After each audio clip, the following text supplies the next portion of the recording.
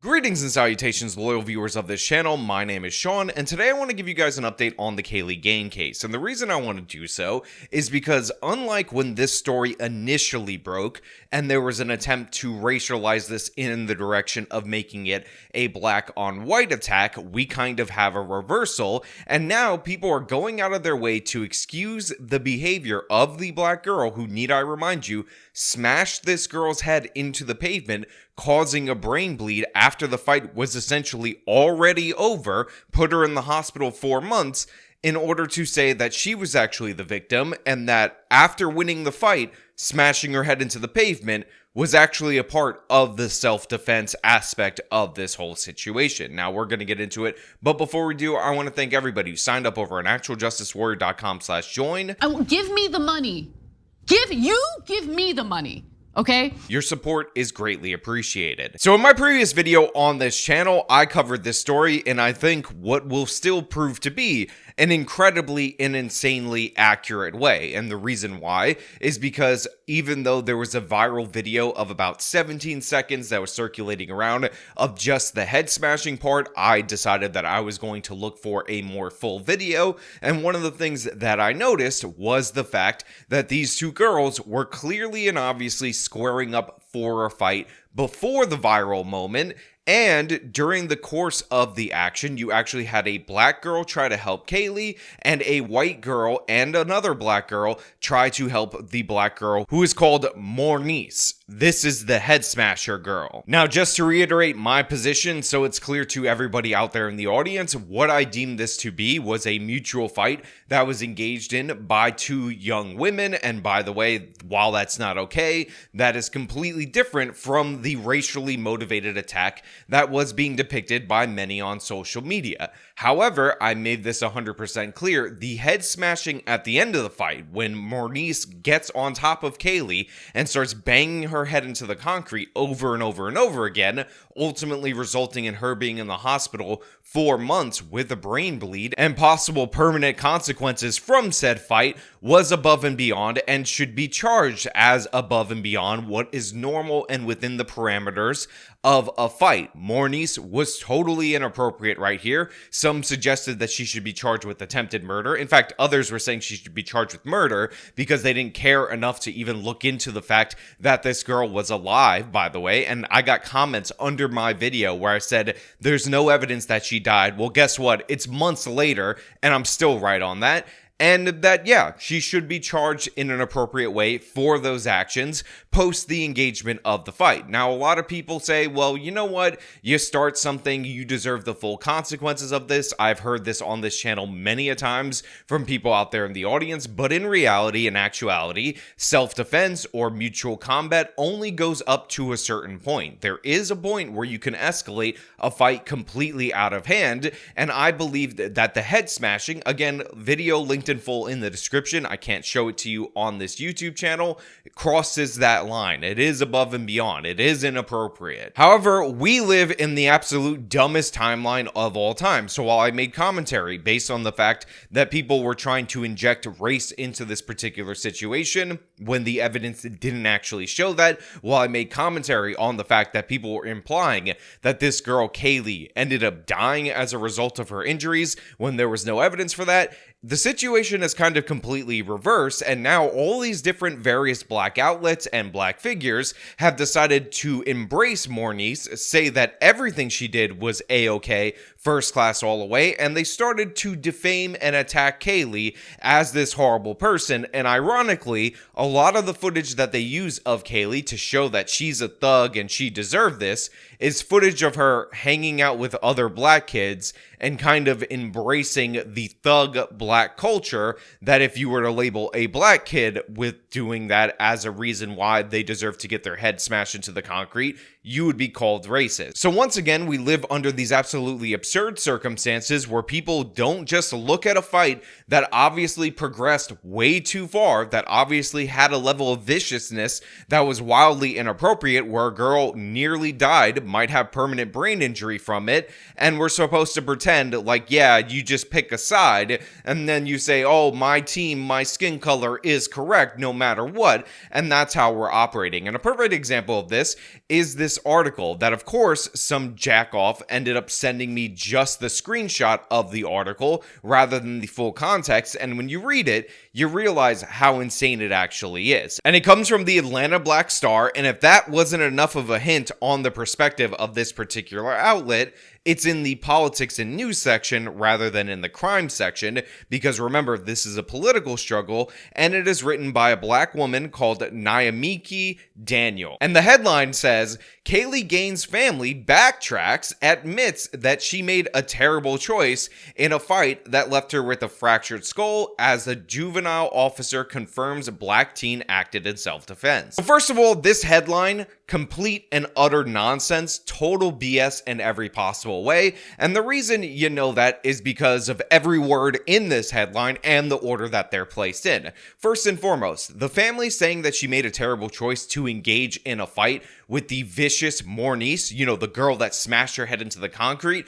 is the most obvious statement humanly possible, and in no way, shape, or form at all whatsoever means that she is somehow deserving of that she was somehow responsible for getting her head smashed into the concrete, and it does not make that self-defense. So already absurd in every possible way, misconstruing the family in order to attack Kaylee, who was in fact victimized by Mornice, going too far after this fight was clearly and obviously over. But again, this is in the politics section, so you have to understand the racial politics behind it. Secondly, they say, according to a juvenile officer that testified, she acted in self-defense. Well, was this juvenile officer present during the course of these events? Because guess what? I didn't see this juvenile officer intervening. So the question I have for anybody is, what was this juvenile officer's relationship to this particular fight? Was this an eyewitness? How is this person, he or she, relevant to this situation? And why did he or she not break it up if he was actually there? Now, in reality, it looks like from the reading of this article, this officer's testimony has absolutely nothing to do with the relevant facts of the case. This would be somebody just reiterating something on behalf of Mornice and doesn't actually give us any valuable information. But this article says, look, the family backtracks and says this was a horrible mistake. Yeah, she has a brain bleed based on a stupid petty fight that she got in, and that she was acting in self-defense, and what they cite is that this girl threw the first punch in the fight. More proof has surfaced that a girl who was seen on a viral video slamming another teenager's head into the pavement near a Missouri school was acting in self-defense. Now, that is a bold claim that the girl who was smashing the other girl's head into the concrete after the fight was completely over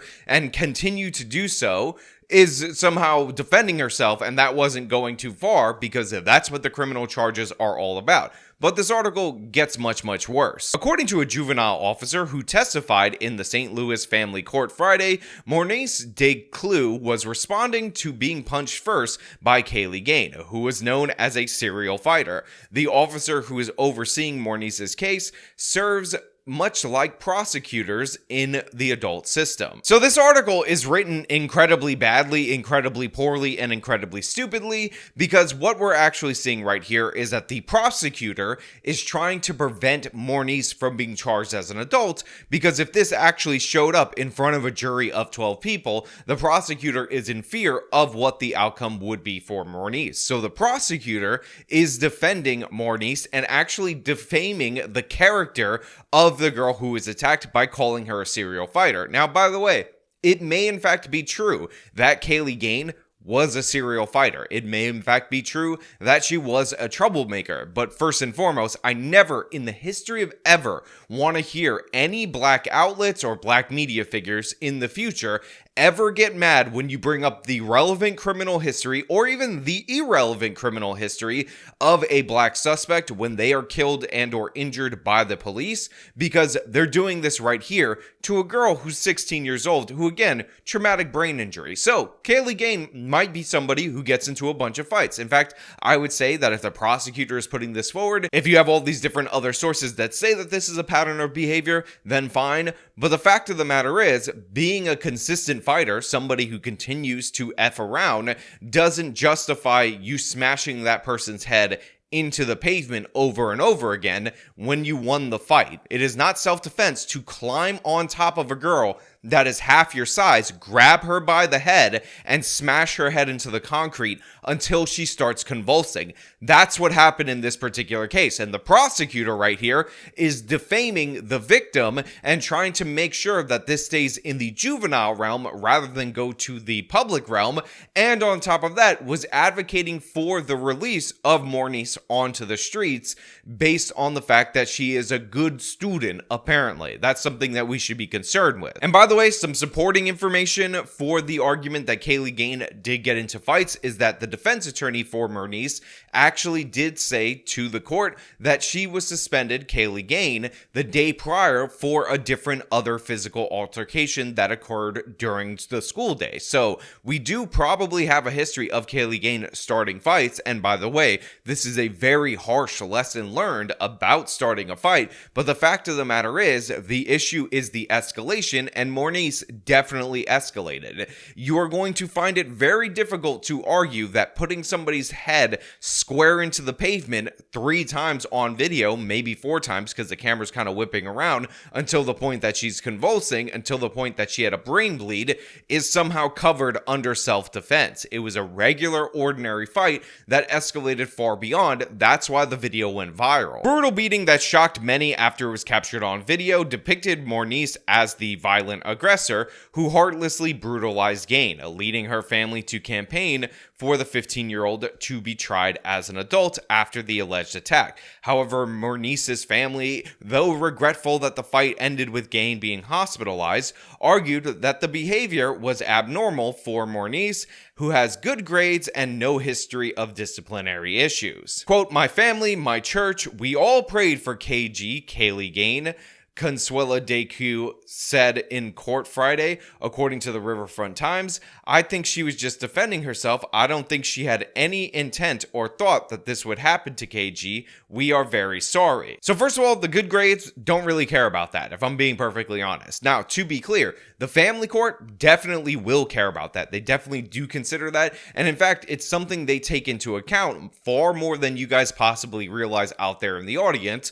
So I understand why that's brought up. Secondly, them saying that they prayed for KG, totally irrelevant to me. Does not matter, because likely the reason why they were praying for Kaylee Gain was because they didn't want her to die, because their daughter would have been charged with murder or at least a manslaughter based on the fact that she could have died from this vicious attack. And thirdly, the fact that they said, oh, it was self-defense, she didn't intend to cause harm and all of that nonsense.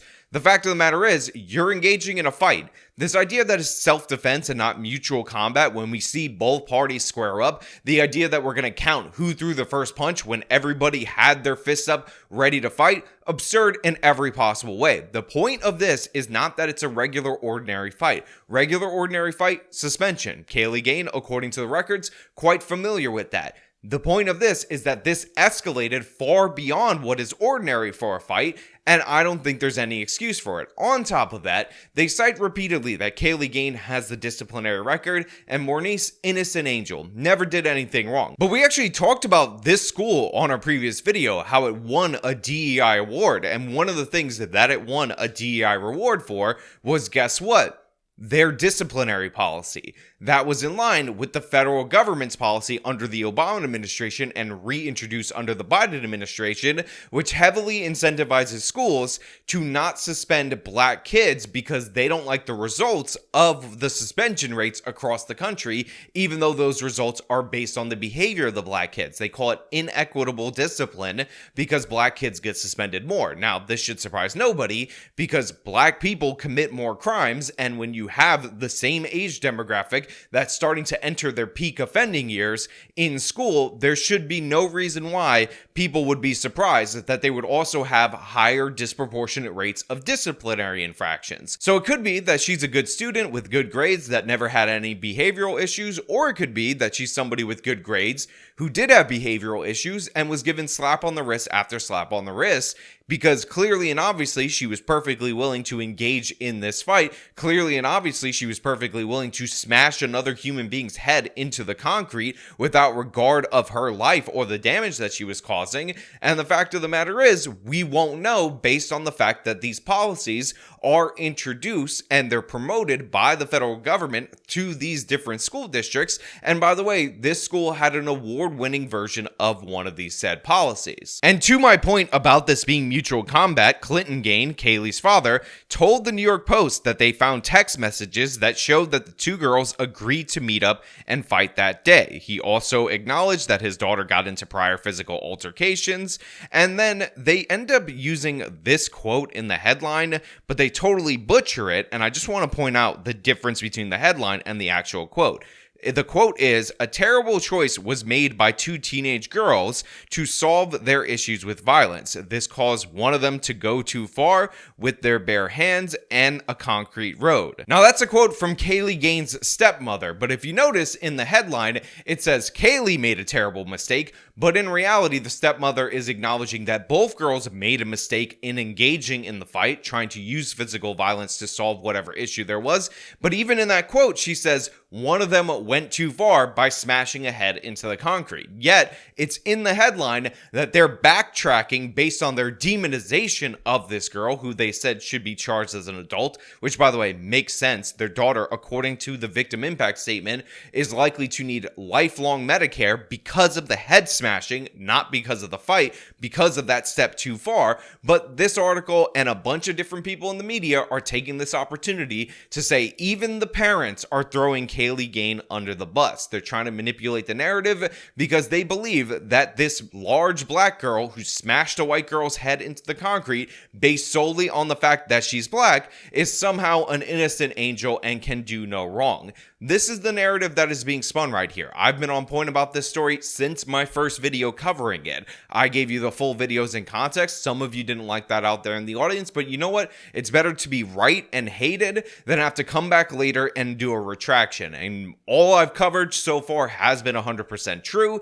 and now we have to deal with the consequences of people rallying around this girl for smashing the white girl's head into the thing. Because while I maintain that this crime is actually not racially motivated based on the makeup of both groups, based on the fact that they were just fighting over whatever they were fighting over, I will point out that the reaction from many people is racially motivated. And the fact of the matter is, a lot of people in these black outlets, black media figures, actually like the idea of this girl potentially getting away with smashing a white girl's head into the pavement. But you know what? Those are just my thoughts. I want to know what you guys think down in the comments below. If you like this video, then show me by leaving a like, subscribe for more content, follow me on my social medias, support me via the support links in the description of this video. This has been me talking about the destruction of the character of Kaylee Gain. Till next time.